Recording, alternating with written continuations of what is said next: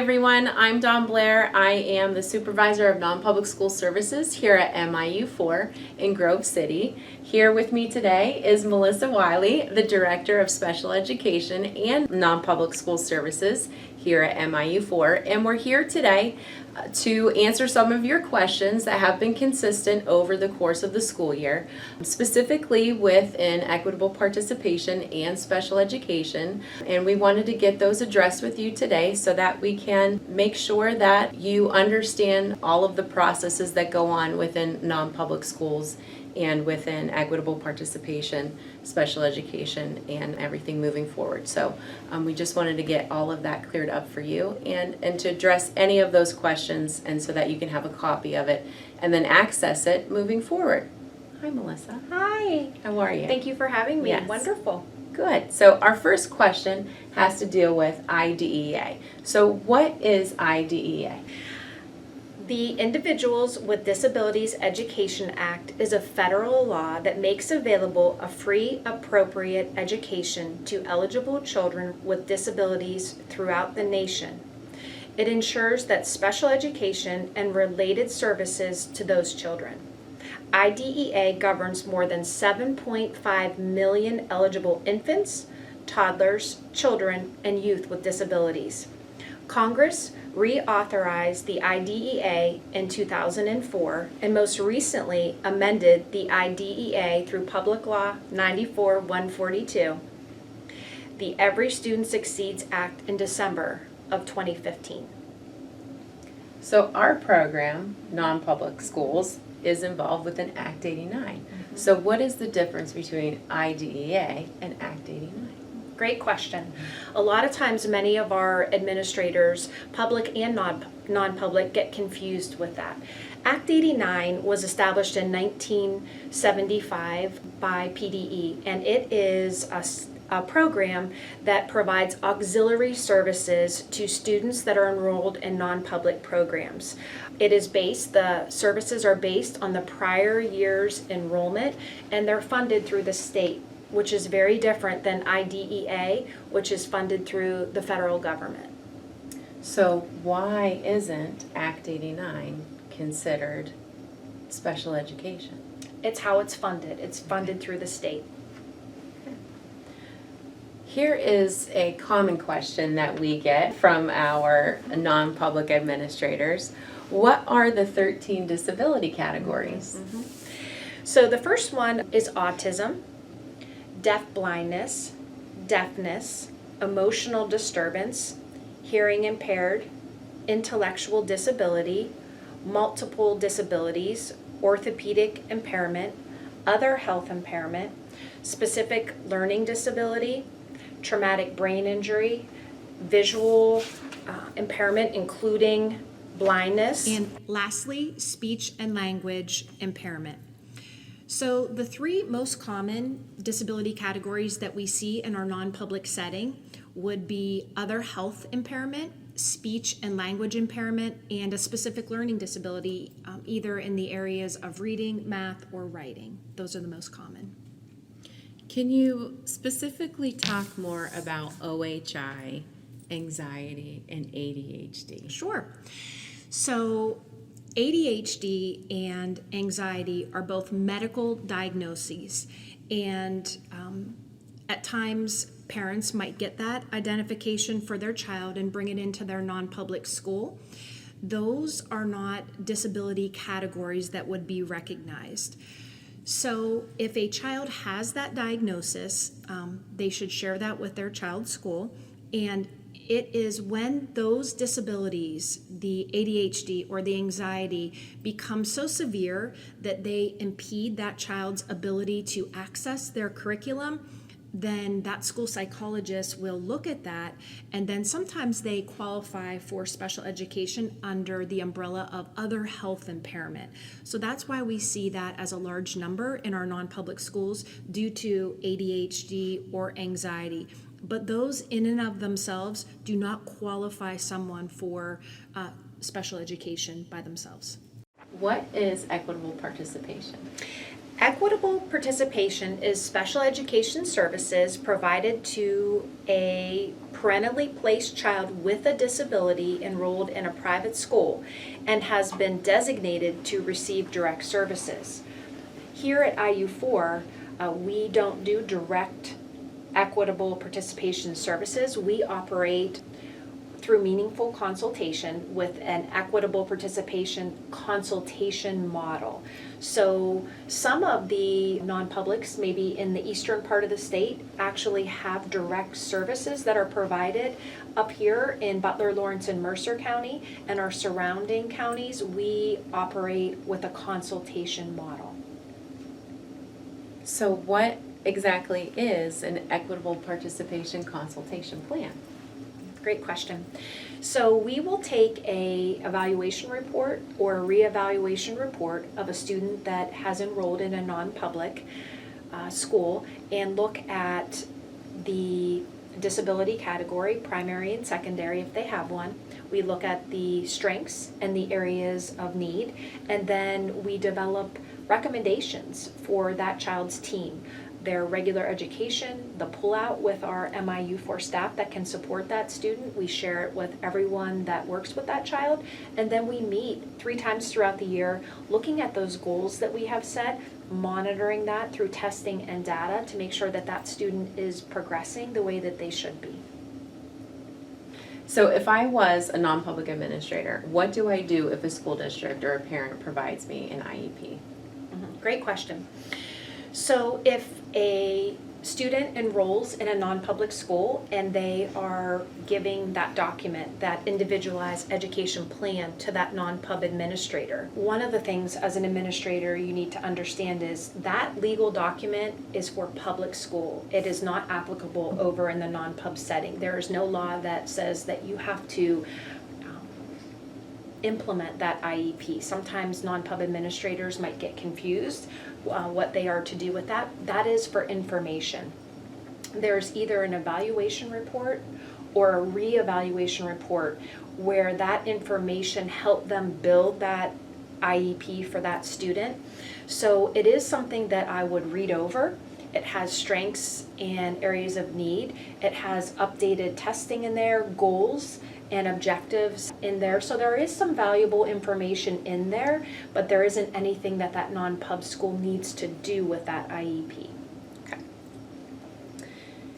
If a student is diagnosed with dyslexia, would that be considered appropriate for an EP plan? I get this question a lot. So many parents call and they share that they believe that their child has dyslexia. So the DSM-5, which is the Diagnostic Statistics Manual for mental disorders, it's in its 5th edition. It goes through and it gives criteria on how you identify students. Under the category specific learning disability for reading, dyslexia is mentioned as one of the areas that a student can have. So if a parent comes in and has a report that says that their child has been diagnosed with dyslexia, that is something that needs to be shared with that public school district, and then they look at that report and then they can qualify, if appropriate, that student under the category specific learning disability, and then they can be recognized as equitable participation in the non-pub setting. If a parent just brings that report from an outside agency and does not have it go through that public school, it would not be considered equitable participation because it needs to go through that public school district of residence. A common question from some of our non-pub administrators. If a child moves into another LEA area, does that student need reevaluated? They do not. So relocating or transferring schools does not trigger any type of reevaluation. That's governed by the cycle and those dates, not location. What does school-based refer to? So MIU4 works very closely with all of our non-pub schools, and we have resource teachers, speech therapists, guidance counselors that are in those schools providing services. And many times they are active members on those teams. So if a non-pub school does not believe that they need those supports that we have, and they say they are able to manage those within their own school, they call those students school-based. And that just lets RIU know that we're not needed to attend those meetings, and they feel comfortable handling that student's plan. Good. Okay. Hot topic, Yes. Melissa. Yes. Evaluations. Yes. Okay. What is the process of an evaluation? So if a parent or a school is wanting an evaluation through our Act 89 school psychologist, they can complete a referral.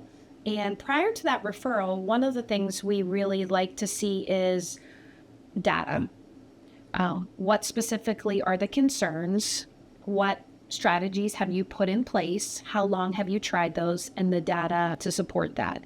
And then after those things have been attempted, if you are still seeing some concerns, then you complete a referral, and then we'll send in an Act 89 school psychologist to take a look at that student. When they go in to provide an evaluation or testing, they will communicate with the parent and let them know the time and the date so what that child knows what to expect. They will observe that child in different settings throughout their day. They will do achievement testing.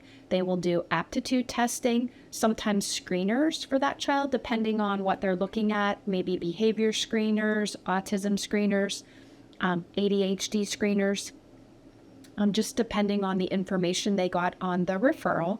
They will also do a parent interview. They will talk to the regular education teachers. They will look at any prior outside testing, maybe an outside diagnosis of anxiety or ADHD or possibly dyslexia. Gather all of that information together, and then they will compile an evaluation report.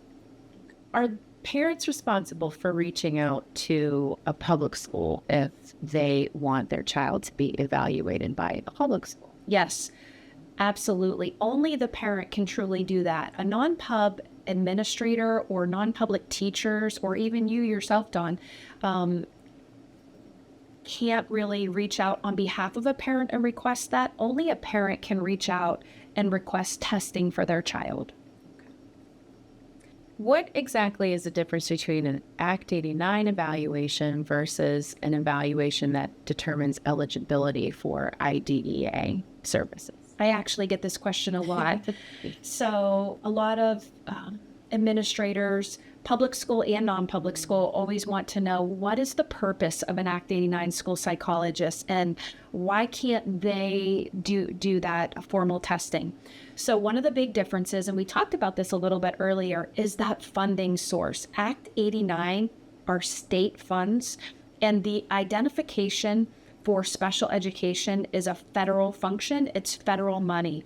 So the Act 89 school psychologist can do all of the same things that a public school psychologist can do. Just at the end of that report that they're putting together for Act 89, that plan, they just don't formally identify that student in any eligibility for IDEA. So many people ask, what's the purpose of it? Why? Many parents aren't looking for that identification for special education. They want their child to attend a non-public setting from kindergarten all the way to grade 12, and they don't want that formalized testing. They could benefit then from an Act 89 school psychologist and that plan that they put in place, getting that IQ and that achievement and helping the child that way. However, if they are wanting that identification for special education, maybe for later purposes, they might be transferring into a public school. They might be looking to get some support through OVR, or looking for something, or PSSAs, maybe transferring in, and they want that to be formally recognized. Then there is that advantage of getting them formally tested through their public school. How often are students evaluated? So reevaluation for students must occur once every 3 years. Students that have an intellectual disability must be evaluated every 2 years. those cannot be waived at all. They must occur. So if I am a parent of a student that has been identified, is it my responsibility then to reach out to the public school to make sure that they get reevaluated every year? Every 3 years. Every 3 years. Yes. Sorry. Yes. Excuse me. Yes. Yes. That is up to the parent to reach out. Sometimes if the student is doing well in a non-public setting, reevaluations aren't meant to be progress monitoring or just additional testing. There needs to be a need for that reevaluation as far as additional testing. Many times a school psychologist will just do a review of records, look over how the student is doing, talk to the parent, get all that information, maybe do an observation and do a review of records. But yes, that is the responsibility of that parent to ensure that that is occurring. Okay. So there's a lot of communication between the non-public administrator and the parent. Yes. Okay. Yes. Okay. Very good. Melissa, can you explain to us the process of waiving an evaluation?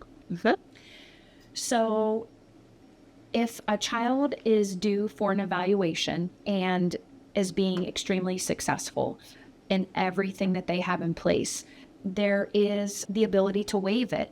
And what that means is that they are not requesting anything additional for that child at that time. So there is a form that you must complete to say that you are okay with having that waived. And then that, from the time that that parent signs that waiver, is that 3-year cycle starts again from that date of that signature. But one of the points I want to make sure parents and everyone understands is, even if they sign that and it is for 3 years, at any point, if something starts to occur for that child, maybe grades start to go down or they start to experience something where they believe they need to be looked at and testing again, they are able to request that at that time. And I know that this is a common question for some administrators, especially with kindergarten students. So should kindergarten students be evaluated? That's a great question. So we work with 27 school districts and many non-pubs, and all of them have very different philosophies and procedures on evaluating kindergarten students. There is from Pennsylvania put out the kindergarten entry inventory, and it is a very reliable tool that is used to gather benchmarks of where students should be performing at different intervals of time. Some of the students are coming from early intervention where we already have some information on them. So it really is up to each school district how they want to handle that. As far as testing goes, there's always formative and summative testing that goes on during that kindergarten year, but there are no set requirements of this is when you can or can't do formal assessments. Okay. Has MIU4 Special Education Department put anything out in regards to information for non-public administrators and parents on the website for them to have helpful information that they can access for equitable participation, or a sample letter that they could use? Yes. Okay. So on our website, and I believe the non-pubs have linked this on their website, we publish each year information on IDEA, and we update it. And if you haven't, I encourage you to take a look if you are a parent that might have a child with special needs that is in a non-public setting. But it does have tons of great information in there. It talks about the 13 categories that we just discussed. It talks about and gives definitions of what they are. It also talks about if you would be requesting formal testing from your public school district, it provides a sample letter for you to follow to request that testing from your public school. It also has a really nice flow chart, and it talks about if your student was tested and qualifies, what are my options? Also, if I chose to maintain the student in a non-pub setting, here are my options. If I chose to enroll them in public school after the testing, here's my options. And then dual enrollment is also an option, and it talks about what that looks like.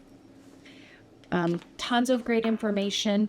The services that are provided are also in there. And then also in the back, it has glossary of terms. I know in special ed we use tons of acronyms, and it can be confusing for parents that are learning special education for the first time. What do all these acronyms mean? So it does have a lot of those in there. And then at the very back, it does have all of the LEAs for each of our public schools. So if you are attending a non-public school, it has your district of residence, who that special ed director would be, their email address and their phone number. If you did need to reach out possibly about testing or an evaluation or a reevaluation or a waiver. That's good information. Yes. Thank you, Yep. Melissa. Okay, Melissa, our next topic of conversation is MTSS. What is the difference between a student who is MTSS and a student who is equitable participation? So MTSS is multi-tiered systems of support. So there are 3 tiers. The first tier is the one provided in the regular education classroom, where there are supports for all students, good teaching and good strategies. The second layer, that tier 2, is a lot of what MIU4 resource and speech therapists, guidance counselors do, that small group instruction where we pull students and we work on specific targeted skills in those areas. And then tier 3 is more intensified support in those areas. Sometimes those are students that are identified as special education and might need some additional supports. So the difference between MTSS and equitable participation is that formal diagnosis. So there are a lot of students that can benefit from those tier 1 and tier 2 interventions that are not identified as special education students. Good. If a student is diagnosed with ADHD from their family doctor and the school is given a written medical script, are they considered MTSers? That's a great question. So as you know, ADHD is a medical diagnosis, and unless that ADHD starts to impede their ability to access their general ed curriculum, and we see that either by behaviors or failing grades, they would be considered MTSS with supports in tier 1 and tier 2, just like their peers. So because of that, should the non-pub be having MTSS meetings? If they're necessary. If that student is having difficulties, then yes, they can have meetings to address those difficulties. There are some students that have ADHD that don't require that. Each student is different in that area. So you would look at indicators, school failure, behaviors, those types of things that would dictate what type of meetings would be need to be had. Okay, Melissa, 504 plans. All right. What exactly is a 504 plan? All right. The 504 plan is a plan developed to ensure a child who has a disability identified under the law and is attending an elementary or secondary educational institution receives accommodations that will ensure their academic success and access to their learning environment. So is a 504 plan a public school document? Yes. There's a lot of confusion when students are in a non-pub setting and they want to have 504 plans. Section 504 applies to a public school entity, not to a non-public school. Non-public schools do not directly receive federal funds, therefore they don't have to follow the 504 plan. There is a lot of confusion. If a 504 plan was written for a student in public school, they want it to apply to that same school, non-pub school, and it is not applicable there. So if I'm a non-public administrator, I shouldn't be writing my own 504 plans. That is students. That is correct. Okay. So if I was a non-public administrator, what do I do if a parent asks me for a 504 plan? I would explain to them that that is a public school document that applies to a public school that receives federal funding, and that when you are enrolled in a non-public setting, that your parent is making a choice to forego that free and appropriate education and all of those requirements that go along with federal funding, that is inappropriate. If that parent is requesting additional things for their child, it's something that team can put in place, but it's not a 504 plan. That is a public school document. Thank you for the explanation. That was great. Okay, Melissa, we're going to talk a little bit about services, if you don't mind. Can you explain what a related service is? Great. So a related service helps children with disabilities benefit from their special education by providing extra help and support in needed areas, such as speaking or moving.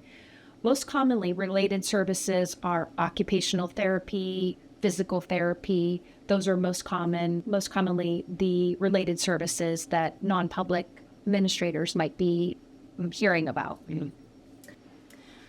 So in Act 89, we provide auxiliary services, resource guidance, school counselors, and speech therapists. Mm-hmm. Sometimes parents, when their students have been evaluated, they will see on their child's evaluation reports that they need OT and PT and services such as that.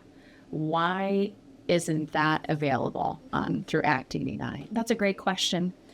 So, occupational therapy and physical therapy are related services. They're relating back to those primary disability categories that we discussed earlier. So those are not services that are offered in the Act 89 program. Act 89 has identified through the state, these are the auxiliary services that you mentioned. So OT and PT are ones that a parent, maybe if they had insurance, could go and get outside OT and PT, but those aren't ones that are provided directly to the non-pubs. And they're not standalone. You could never have an evaluation in a public school that a school psychologist would do that would only identify a student as being in need of occupational therapy or physical therapy. It's a related service because it's related to another of the disability categories. So if I was a parent and my child was evaluated by a public school and the ER made a recommendation for my child to have occupational therapy, could I reach out to my public school to see if that was still available? Yes. Many of our public schools, if you reach out to them and ask about that, we've had parents that provide transportation, and maybe there's a session in the morning or the afternoon that a parent or grandparent could get that child to that non-public or that public school, and they could provide a session if it's available for them to do and duly enroll them for that time. We have had that happen. Sometimes parents choose to use their own insurance and get OT or PT in the evening for their child. Okay, last topic, Melissa, transition. Okay, a lot of our non-public administrators have a lot of questions about transition because they have new kindergartners coming into their environment. So what is the transition process from early intervention to school age? Well, IU4 is very busy with early intervention. We have approximately 1,500 students that we service in early intervention, 3 to 5 years old. And every February, we hold kindergarten transition meetings with our public school districts of residence. If a parent knows that they will be sending their child to a non-public school, we encourage them to attend that transition meeting regardless if they are going to public school or not. It's so important that they attend that meeting, let that public school know where they are enrolling their student, their child, so that we also have that information in the non-public school, and we can be prepared to receive that child with whatever needs they might have as they are exiting that early intervention program. So if I was a non-public administrator, what should I ask parents to bring with them if they were enrolling their kindergarten? So if a parent is enrolling their child in a non-public setting and came out of early intervention, I would definitely take any of your progress reports. I would take the IEP that you had, share all of that information with that non-pub school so that they can see the goals that were being worked on, so that they could see the domains and the areas that the child was identified in. Also, it's really important for that parent to connect with that public school. If they want their child to be identified as a public school student, they would be recognized as equitable participation if they qualify. Many times, not public schools will take that evaluation report that was completed in early intervention and possibly do a review of records or do their own testing to see if they qualify once they are transitioning into kindergarten. There is a category called developmental delay, and that is not a public school district category. So many times there is additional testing that will need to be completed if that in fact is the case when a student is transitioning to kindergarten. Melissa, thank you for being here for our first MIU4 Act 89 podcast. Our next episode will be with Sarah Tawney, our Act 89 school psychologist. She will be talking with us about the benefits of an Act 89 school psychologist and the role and benefits of what she brings to the program. So we're excited for our next episode. So thank you for being with us. Thank you for having me.